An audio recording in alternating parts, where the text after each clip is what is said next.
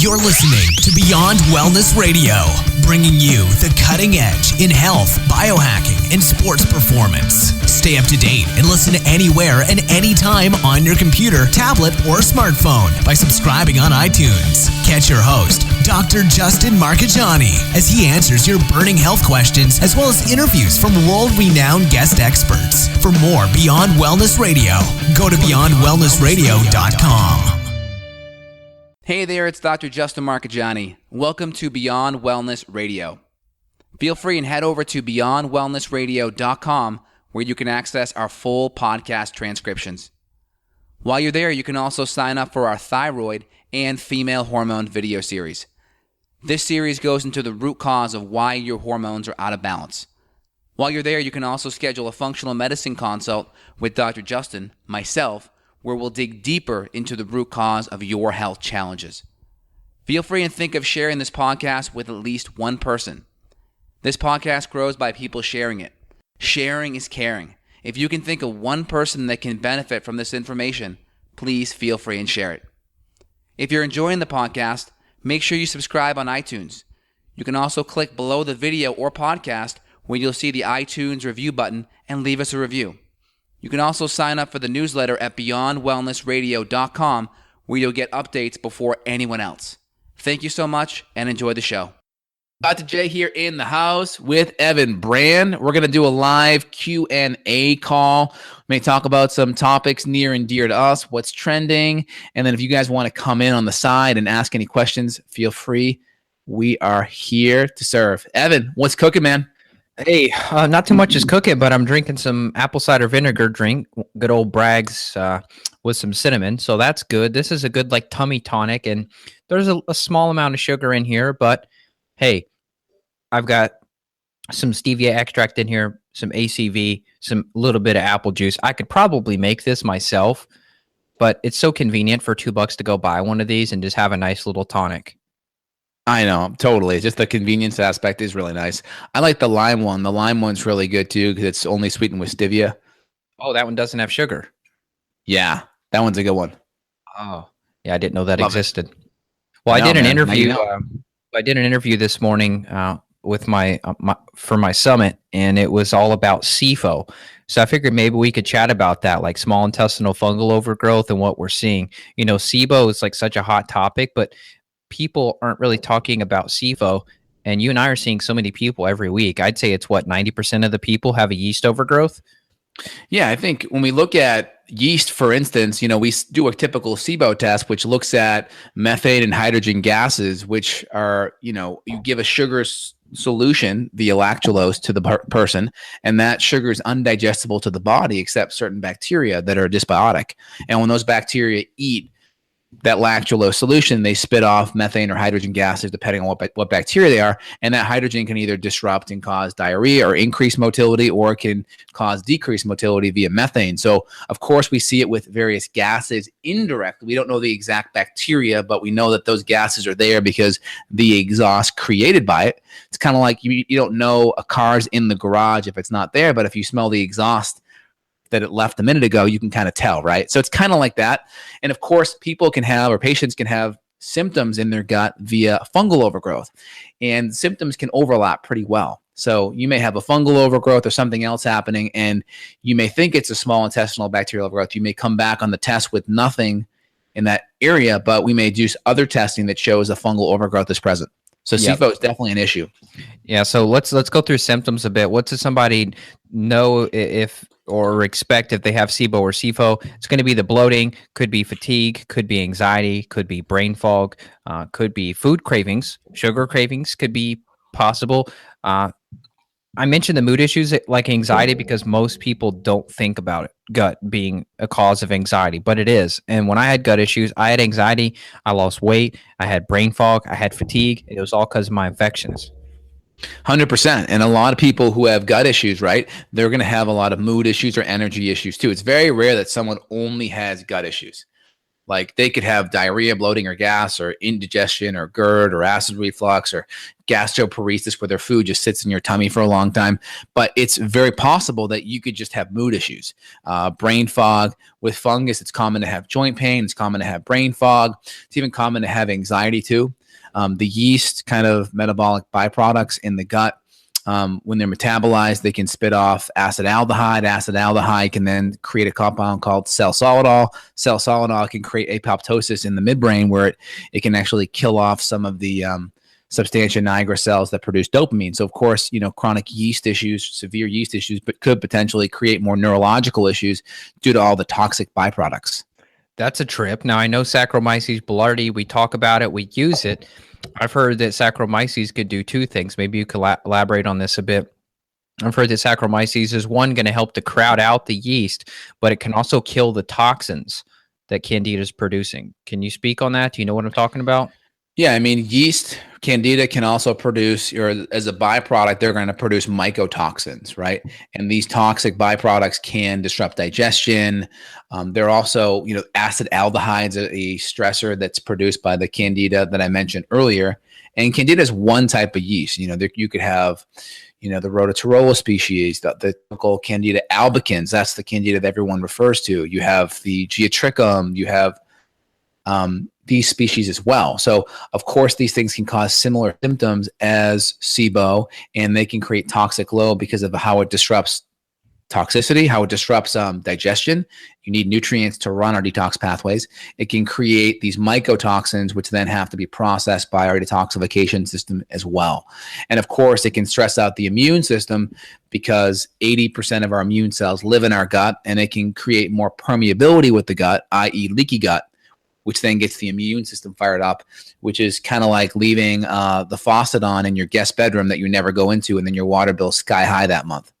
Yep, well said. So let's talk about treatment a bit. I mean, some of the options that we use, conventional docs. Maybe let's chat about that first. I mean, we always go straight to the functional medicine piece and assume that people understand that, but I don't think many people understand what and how poorly conventional medicine treats Candida and bacterial overgrowth type issues.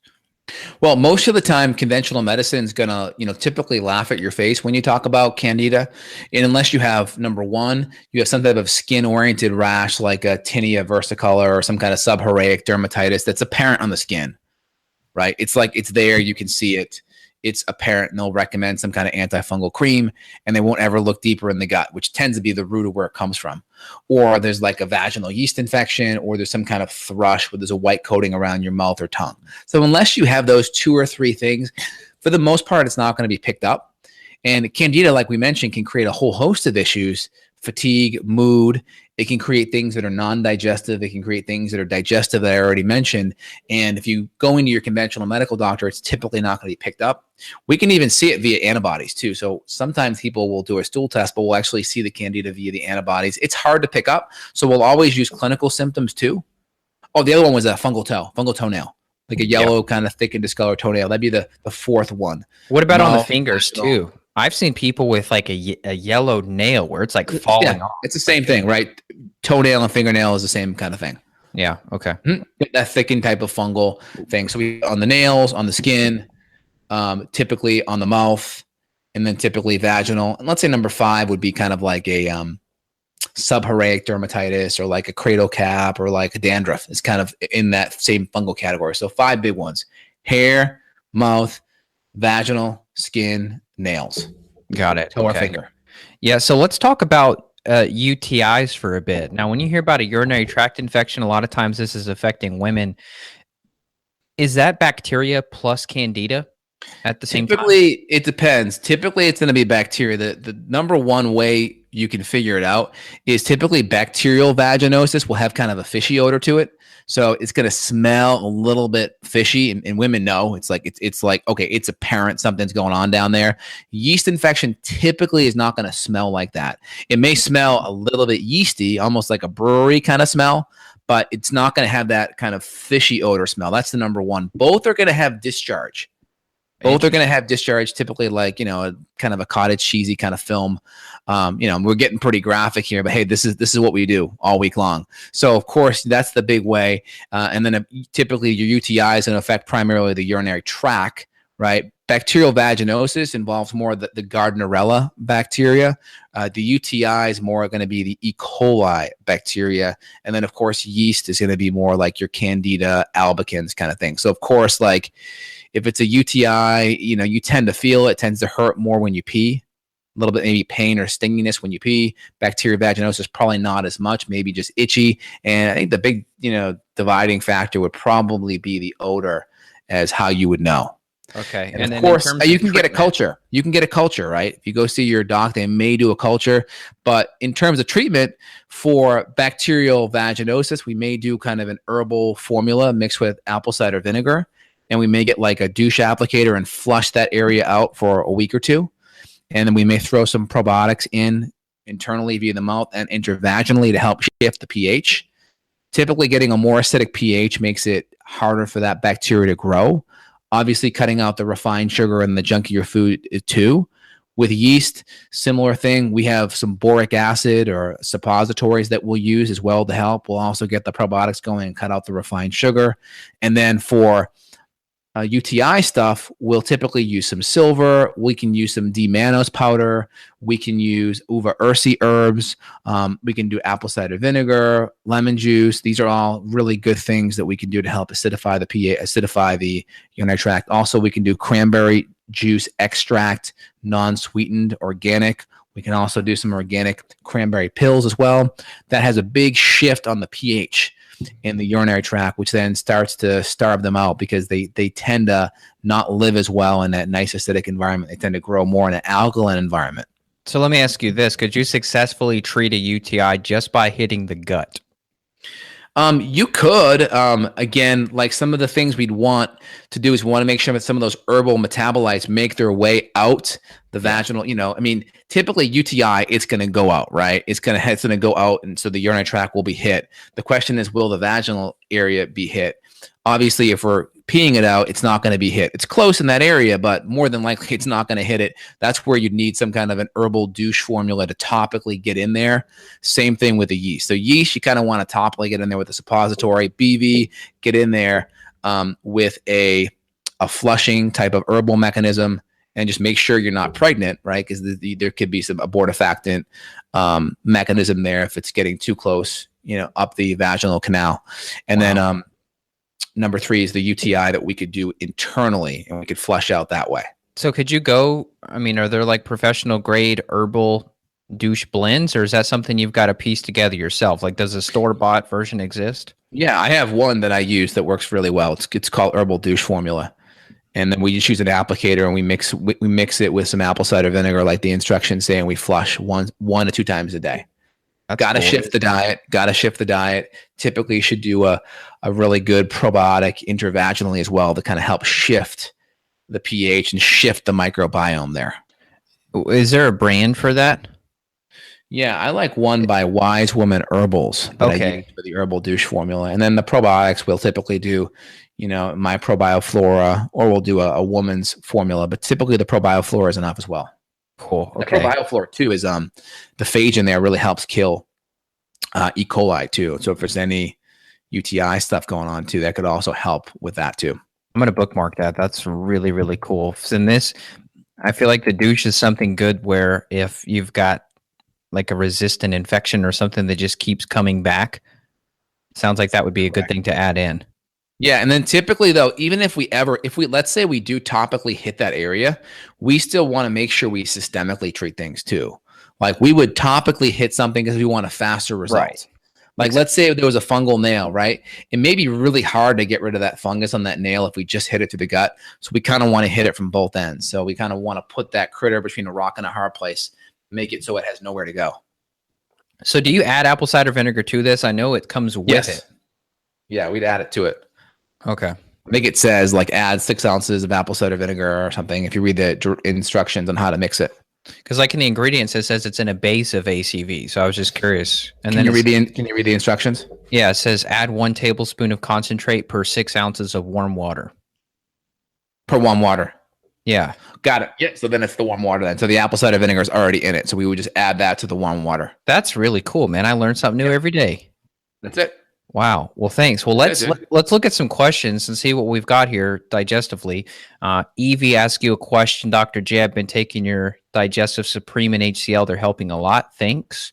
Is it okay to take for a long time, or should I stop after some time? So typically, if there's an infection, we want to get rid of the infection and then we can taper down. And then the rest is going to be based upon you. So if you're under a lot of stress during the day, then we may want to take it during stressful periods. If you're eating food that's maybe a little bit questionable, we want to save it for that. So get rid of the infections, get rid of the internal stress that's causing the issue. As long as your diet's on track and the stressful environment's kind of under control and you're not hydrating so much during the meal, then I think it'd be okay to reduce the consistency on that for sure. And I'll throw my 2 cents in. Yes. I cycle on and off enzymes personally. So I just got my stool test back. I showed up with some gut bacteria, showed up with a cyclospore parasite. So needless to say, I'm back on enzymes while I'm clearing out these infections, because the last thing you want is undigested food particles feeding the bugs. Like Justin mentioned, if you've got an infection, something that like H. pylori could be suppressing stomach acid, that's undigested food that's going straight to the bad guys. Yeah. So, and I noticed myself, I was just having looser stools for the last few weeks only after coffee. And it was just typically just a different consistency. So I just I still hit my GI Clear 4 and Para 1 up. And I noticed that it did start to solidify again, even after coffee. So I'm going to be doing a GI map test at the end of this month and see where I'm at. Well, let's go through your results when they come. That'd be a fun show.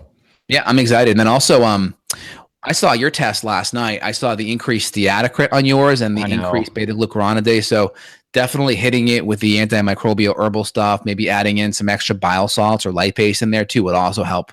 Yeah, I appreciate it. I'm gonna do that, and then also I'm gonna add in some milk thistle too. Try to get that glucuronidase down. Yeah. I know probiotics can do it, but I think I'd rather probably do both. Well, yeah, I mean glucuronidase is going to be, if you kill the bacteria, that'll go down too. Okay. Right. That's you could just throw in some extra charcoal to help bind that up too. Okay. Also, we'll have to chat, but where we're getting our Para 1, there's also a binder that they've got, which is like a fulvic acid charcoal mix. I've seen that. I think that's good too. I find that, the charcoal is still really good as well. So you could do either one, but I like the charcoal. Yeah. And the charcoal's so cheap. So that's the thing. The charcoal is just a little bit more cost effective. That's why I like it. Yeah, you can't beat it. Okay, and cool. It's still great. I mean, it's still, you can use it for alcohol. I had my Patriots played yesterday. My Tom Brady, dude, he's freaking awesome, man. He's the GOAT. And, he is just like the perfect, practitioner or spokesperson for natural medicine. I mean, what he does with his diet, I mean, he eats basically a paleo autoimmune template for the most part because he's trying to keep inflammation down. Yeah. And, he trains in a way to support pliability and muscle lengthening, which we'll have to, I'm trying to get his trainer on, man. I got to get him on and speak to him. I know we're going to work on that, but yeah, he's a perfect practitioner of all this stuff. But in regards to, where was I going? So we just talked about, I think you were talking about. Oh, yes. I'm sorry. So I had a nice glass of 2 of champagne yesterday. Oh, so I hit up some activated charcoal and I hit up some sulfur amino acids and I feel phenomenal. No issues. And then, of course, I have a nice glass of mineral water in between drinks that prevents any, the antidiuretic hormone that's being reduced. So all the peeing that happens from alcohol prevents any of those minerals from being washed out. So that's my little tip there. That's cool. Anybody listening, watching, add your comments. We're going to go through these. We'll try to answer as many that are on topic as we can. So add your comments now. So we'll go through it now. And we'll hit the ones that are on topic as first. And then also give us a share, give us a like, give us a thumbs up. We appreciate it, guys. Help us grow so we can help more people like you. You're benefiting right now. Don't keep it all to you. Let it get out there. We appreciate it. Absolutely. What's our timeline? How much time we got left for these questions? We got 5 minutes. Let's roll through. Okay. All right. So we've got one here from Jeff. He says that he's been taking the GI Clear 1, 2, and 5, 2 caps a week for H. pylori. Yesterday was his birthday. He's been so sick, nausea, headaches, panic attacks. How should I take the herbs on an empty tummy? So number one, I'm imagining that because it was your birthday, you may have gone off the rings there, Jeff, maybe with some extra birthday type of surprises or things like that. So there could be that. Number one, if we're having some sensitivities, we need to come off the herbs for 3 to 5 days, get back to baseline, add in the ginger tea, and then ratchet up 1 capsule per day on each herbal product. If you hit the wall, meaning you start to have those nausea or negative symptoms, you back off, get super stable before you go to the next. And of course, if you're having issues, take it with food, because the food kind of prevents a buffer so those herbs aren't sitting up against an irritated gastric mucosa. Add in the ginger, and then we should probably throw in some activated charcoal in between breakfast and lunch away from food, and lunch and dinner away from food. That will maximize absorption of any of the toxins. But dial in the dose. Don't be a hero and push it too high and too fast. Take it with food. Take a couple of days off, and then add it back in. Yep, good advice. Another question here, Dr. J. I've been following your advice, but not perfectly. I've had long-term constipation, GERD, gastritis, H. pylori, bloating, abdominal distension, cramping. How can I help myself? I'll answer this one. Yes, you got it. Do it. You've got to get tested. I know you said I've been following your advice, meaning you've probably been watching Dr. J's videos, maybe some of the stuff that we're doing together like this. But if you've not got the testing done, then you've got to do that. If you say H. pylori, if it's still there, you're going to have these symptoms. So you've got to get some functional medicine testing. You can reach out, get that done, and we've got to fix the bugs. You're never going to fix constipation if you've got bacterial overgrowth, because those gases are going to change the intestinal motility time. Bloating, same thing. That could be yeast, fungus, bacteria, H. pylori. We know that's why you've got the GERD, because that's suppressing your stomach acid. You're going to have heartburn because your body's not going to allow the undigested food to go down. So get tested, and then we can use herbs to fix this. 100%. Let's keep going here. Got another question from Kitty. She's taking the beef protein powder, and it makes her constipated. Should she take HCl and pepsin, even though it's a powder? I would say you could try it and see what happens. If it doesn't work, there could be something in it that you're allergic to. So I would try a collagen protein that's in a peptide form and see if that shifts or changes it, because that's going to be in a more broken down assimilated form. So try it. Try more enzymes than HCl and see what happens first, and then try just a really clean, like, my True Collagen. Try something in a collagen peptide form and see if that fixes it, and then let us know. Good advice. Another question. Hi, Dr. J. I'd like to ask you how to detox from heavy metals, toxins, parasites, etc. naturally. We've done a ton of shows on this. We'll continue to probably hit this topic, but just search justinhealth.com or search the YouTube channel here for those titles, and you're going to find some stuff. But that could be an hours and hours and hours conversation. Totally. Yep, absolutely. Samuel, you want to read that one? Yeah. Is it possible to overpopulate with good bacteria using probiotics? And if so, what steps do you take to balance? So number one, we can see it with patients that tend to have like digestive issues or SIBO. We see an excessive amount of D-lactate, which can be caused by throwing a whole bunch of lactobacillus in with a whole bunch of dysbiotic bacteria. So we can see that. So number one, make sure we're starting from a blank canvas, not a canvas full of messiness from the start. Number two, probiotics tend to be transient. They're not going to stay around longer than a month or so. So they are transient. So number one, a good steady dose of them is going to be fine. So, 2 to 4 capsules, I think, is a reasonable amount, like with my ProBioFlora. And I think, some couple sources of fermented foods that you want to throw in weekly, whether it's a lower sugar kombucha, fermented pickles, sauerkraut. Those are all good standard options that you can kind of add in. And I think as long as your digestive symptoms are under control and you're infection free, I would not worry about it. If you're having a lot of bloat or gas because of probiotics, we probably have to look a little deeper at see what's happening with the dysbiosis or other infections. Yep. One more question right next to that. You want to hit that one too? Top herbs for Candida overgrowth. Yep. Oil oregano, berberines, silver, not really an herb, but it's still something that we use. Clove, wild indigo, grapefruit seed extract. I would say those are a couple right there. Anything you want to add? Yeah, I'd like to add olive acid. Yeah, olive leaf. Olive leaf, yep. The monolaurin, the lauric acid. Monolaurin, lauric acid, yep. I would also say, we've got so many formulas. I would just say to look at our GI formulas. Justin's got several custom formulas. I do as well. You could check our sites, justinhealth.com, evanbrand.com. We've got many, and these herbs in isolation can work pretty good, but we really like to focus on the synergistic effect of herbs together. Yeah, like for instance, berberines and artemisia. If you look at Stephen Buhner's book, he talks about the synergistic effect that you have with those herbs together. So like 1 and 1 equals 10, not 2. So combining some of these herbs together work phenomenal. Yeah. You want to hit Tammy's question? Yeah. I get stomach pain when I take proteolytic enzymes. What does that mean? I had H. pylori and stomach ulcers twice in the past. So number one, I'd make sure you're not taking the enzymes on an empty stomach. I'd take them in the middle of a meal. Okay. Number two, I would just see that, if you didn't take the enzymes, would you also have stomach pain? Or is the enzymes the only variable factor?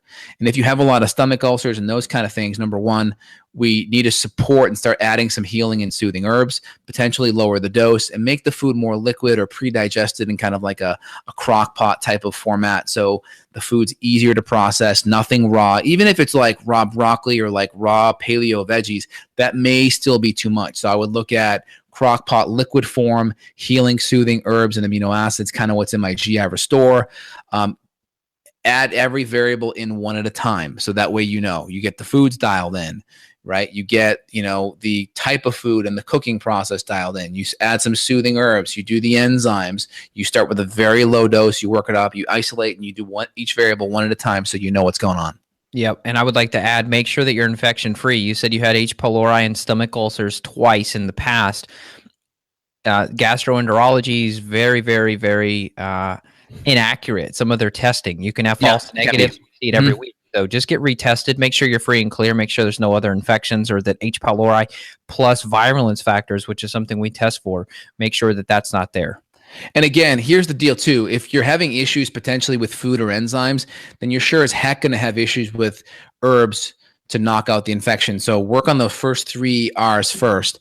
Removing the bad foods, replacing enzymes and acids to the right dosage, taken the right way, healing, soothing nutrients, and adrenal support. So adrenals, ginger tea, amino acids, healing, soothing herbs, and then make the food really palatable so it's easier to process. Great advice. Angel, do you recommend diatomaceous earth for Candida? I think it's great to help with the killing and binding effect. It's good at worms. I use it to kill ants in my backyard when I see them. Diatomaceous earth has a high amount of silica in it, and it basically dehydrates the exoskeleton of the insects. So it's a great non-toxic thing. You can also swallow it too, so it can dehydrate the worms too and kill them. That's neat. Question from Noreen. You two are awesome. Thank you, Noreen. Where do you guys practice? So Justin everywhere lives in the ether. Yeah, everywhere. Justin lives in Texas. I live in Kentucky, but we are 100% via phone and Skype consults. That's it. Riley, how long should you take the GI Restore for with probiotics after a parasite killing protocol? Typically a combination. Typically, if we're looking at it objectively, till calprotectin goes down, which is an inflammatory protein that's produced by the gut when there's inflammation, and or till you're infection-free. So if we're infection-free, then we really want to see that calprotectin go down. And ideally, that correlates with symptoms improving and the gut mucosa just becoming better and feeling better. I would say generally, though, to give a number, I try to get people to run through about 2 to 4 months. bottles. Yep, I think 2 to 4 months on average. I know Riley's case in particular, he's had issues with H. pylori in the past. So there could be just some thinning gastric mucosa that's just more sensitive. And we just need to make sure that infection's crossed off our list and then start the timer, 2 to 4 months from when that infection's gone. Okay. Kind of thing. That's good. That's good. Addie asked, do we recommend grapeseed extract for Candida? Yes, we use it in our formulas. It can help. Absolutely. Another question here. Thoughts on prebiotic supplements? I think this is our last question that we have time for. Do we need prebiotics if we have lots of vegetables in the diet? I think you can throw in some resistant starch, either some unripened banana flour or a little bit of a cool potato flour. I think that's great. Throw it in a protein shake. And I think my ProBioFlora and maybe your probiotic, there's a little bit of inulin or chicory root, which can be helpful. But in general, some of that starchy carbohydrate, and it can start with a very small amount, can be helpful. And take a look at my videos on resistant starch for more info on that. Oh, good. Glad you got a video there. Well, that's all we've got time for question-wise. I think we hit most of them, though, unless there were some off topic. But we hope this was helpful. Make sure you guys hit subscribe. If you're not subscribed to the channel, go ahead, hit subscribe right now because you'll get notified. Make sure you hit the bell, too, because we're back. We're back. Everyone's like, hey, Dr. J, like, when are you going to be live? So we're going to try to let you know a day ahead of time. But if you hit the bell, it's going to pop up on your YouTube app on your computer or phone. And it's going to say, Dr. J and Evan are live. And then you're going to know. Generally speaking, though, you guys should expect us here every Monday at anywhere between 11:30 and 12 Eastern. Yeah. That's the general kind of gist. And I'll be online typically 9:30 to 10 CST, which is 10:30 to 11 EST on Fridays for our FAQ for you all. So go ahead and stalk us here, subscribe, hit the bell, and we'll be back for more content very soon. If you have one last question here. Yeah. One last question. Can you overdo it with herbs? Yeah, you can, Charletto. So just make sure if you're people that are sensitive, they kind of already know it, right? Yeah. They have issues with vitamin C and issues with probiotics or issues with HCl. And it's like, these are patients like we got to like take our kid gloves and put them on because we got to go. Everything has to be very slow and very gentle. And it's not that you're weaker or have, it's not anything. It's not a negative on you. It's just your system where it's at. So if you go a little bit slower, it helps. It's kind of like you want to take a cold shower, get in the shower, get it on warm, and then just inch the dial a little bit cold, to the cold direction. And then before you know it, in 3 to 5 minutes, you're in a cold shower, and it wasn't that difficult. So if we have to, we can go slow. Of course, working on ginger tea and soothing nutrients to get the gut lining, more tonifying, relaxing things, adrenal support, and then we can inch into the herbs as well. So for sure. Absolutely. I'm going to add last 2 cents because you mentioned the word adrenal. Yeah, if your adrenals are weak, your gut protocol is going to be much more heavy hitting on you. So if you're working with a practitioner, you guys are just looking at the gut, make sure you're asking questions about thyroid and adrenals and hormones because, Justin and I are utilizing a 3-body system approach, which is adrenals, gut, thyroid, detoxification, things like that. And if all these other pillars aren't there and you're just hitting one avenue really hard, you're going to crash out. So make sure those other pillars are involved. Otherwise, the progress will not be as well. And that could explain why you're not handling the herbs as much. And it's human nature. Once people find out they have a critter in them, they're like, get rid of it. Oh my gosh. Like, this is awful. And I get it. It's a normal reaction, but we have to make sure the bigger picture is we don't want to get reinfected. The bigger picture is we don't want to feel worse either. So there's a sequence in which we have to do it. And it takes a little bit of trust because the normal reaction is get rid of it now. Get rid of it yesterday, right? Yeah, for sure. Okay. Awesome. Well, great call. Slam that bell. Give us a share. We appreciate everyone watching and I hope everyone's health takes one notch in the right direction today. Appreciate it all. Bye, Evan. Bye. Got a question for Dr. J? Go to beyondwellnessradio.com and click the questions button. Then tune in to hear the answer.